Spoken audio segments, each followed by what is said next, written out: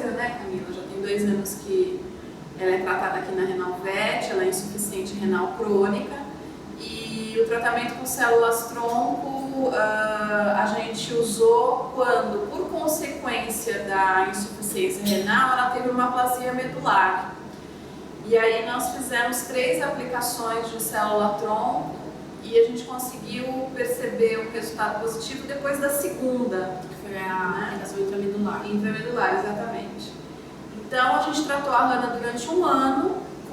Eu cheguei aqui, ela estava com microcálculos no ureter, tinha lá o rim, acho que é o direito, que é meio anormal em seu formato, né? Ele tem a hipogenicidade um pouco aumentada, tem uma disfunção, mas o problema na verdade foi a dilatação que ela apresentava.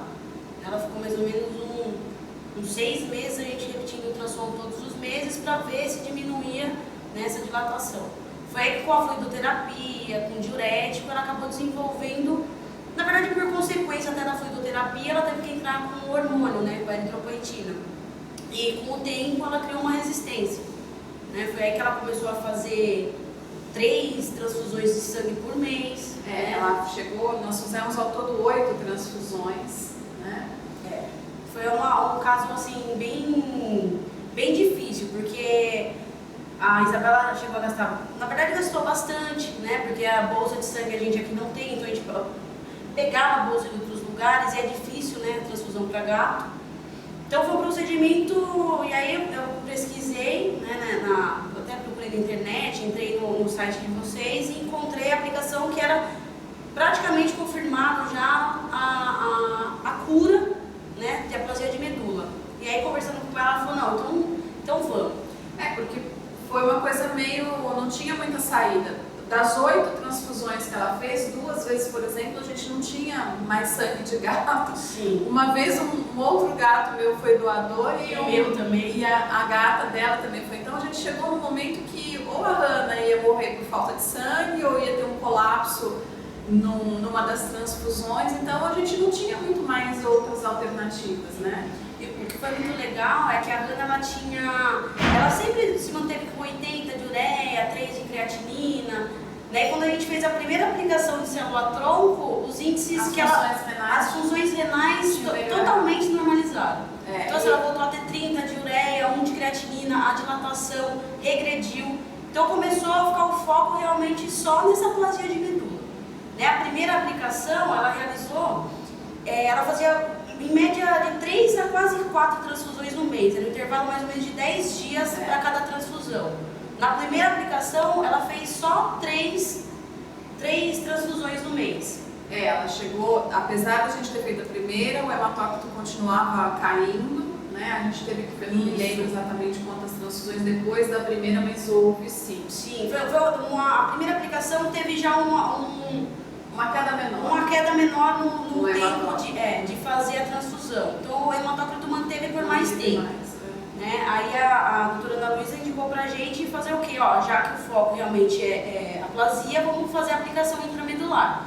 Né? O meu medo era o quê? Descompensar pela anestesia o rim. Né? O que não aconteceu, graças a Deus. Então a gente fez a aplicação intramedular um mês depois da primeira. E aí nesse mês ela já fez. Depois da segunda, o hematócrito dela subiu e não caiu. Já começou, já foi para 16. A gente fez mais uma transfusão por uma questão de segurança. Sim. Mas ela não foi uma queda muito absurda assim no hematócrito. E depois a gente fez mais uma aplicação de manutenção, né? Que foi endovenosa mesmo. E aí ela tá ótima, engordou, o problema renal tá estável. Hoje ela se mantém com 38 de hematócrito. Então assim, ativa, brincando. O problema, na verdade, foi sanado mesmo com a aplicação do célula-tronco.